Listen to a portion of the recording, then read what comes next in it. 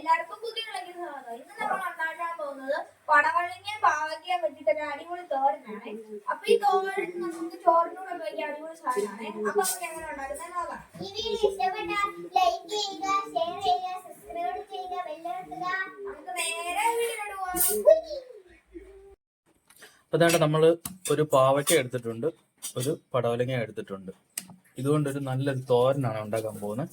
അത് നമുക്ക് ഈ പടവലങ്ങയുടെ തൊലിയൊന്ന് ആദ്യം ഒന്ന് ചിരണ്ടിക്കളയാം. രണ്ടിനും രണ്ട് വേവാണ്. ആദ്യം നമ്മൾ ഈ പാവയ്ക്ക ഇട്ട് വാട്ടി ഒരു 3/4 വേവാകുമ്പോഴാണ് ഈ പടവലങ്ങ ഇട്ട് കൊടുക്കുന്നത്. നമുക്കിതൊന്ന് ക്ലീൻ ചെയ്തെടുക്കാം കേട്ടോ. നമ്മൾ ഈ പടവലങ്ങ ഒന്ന് ക്ലീൻ ചെയ്തെടുക്കുവാണ്. മൂത്ത ഊരുവ അല്ലേ.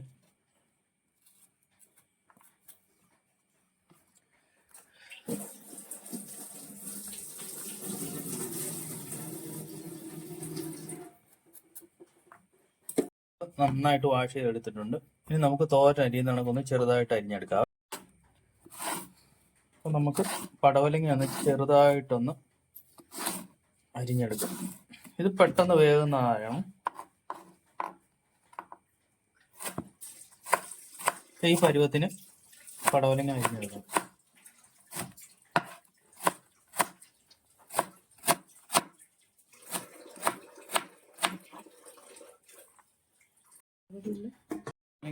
ചെറുതായിട്ട് അരിഞ്ഞെടുത്തിട്ടുണ്ട്. അതേ വലുപ്പത്തിന് തന്നെ നമുക്ക് പാവയ്ക്കായും കൂടെ അരിഞ്ഞെടുക്കാവേ. ഇത് രണ്ടും രണ്ട് വേവാണ്. അതായത് നമ്മൾ പാവയ്ക്ക ഇട്ടാണ് വഴറ്റേണ്ടത്, അല്ലെങ്കിൽ രണ്ടും രണ്ട് വേവിലിരിക്കുക.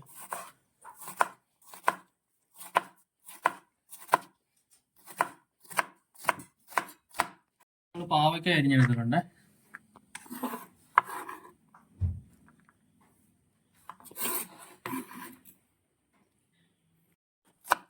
നമ്മളൊരു സവോള ഒന്ന് ചോപ്പ് ചെയ്തെടുക്കുന്നുണ്ട്.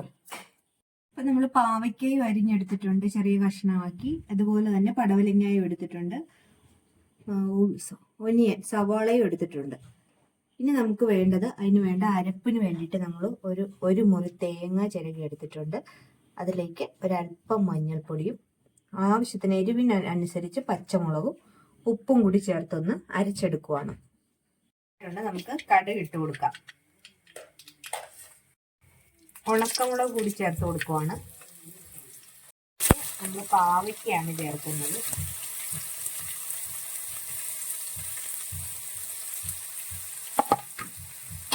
ഇതോടൊപ്പം തന്നെ ഉള്ളിയും കൂടി ചേർത്ത് കൊടുക്കുവാണ്.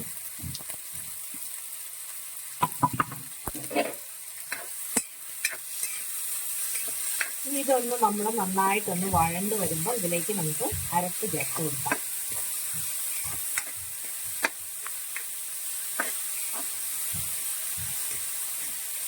ഒരു 1/2 കൂപ്പൊക്കെ ആയി കഴിയുമ്പോൾ നമുക്ക് ഇതിലേക്ക് അരപ്പ് ചേർത്തിട്ട് കുറച്ചു നേരം ഒന്ന് മൂടി വെച്ച് വേവിക്കാം.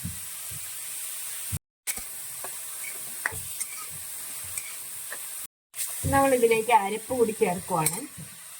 നമ്മൾ ഇതിനകത്ത് ഉപ്പ് ചേർത്തിട്ടുണ്ട്, അരപ്പിനകത്ത് ഉപ്പ് നമ്മൾ ചേർത്തിട്ടുണ്ട്. ഇനി ഇതൊന്ന് ജസ്റ്റ് ഒന്ന് ആവി കയറിയതിന് ശേഷം നമുക്ക് പടവലങ്ങയും കൂടി ഇടാം.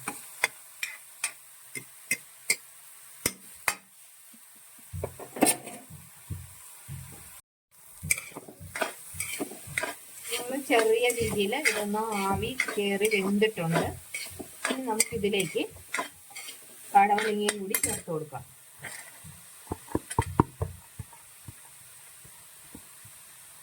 നന്നായിട്ട് വഴറ്റിയെടുത്താൽ മതി. പടവലങ്ങയ്ക്ക് അധികം വേവില്ല.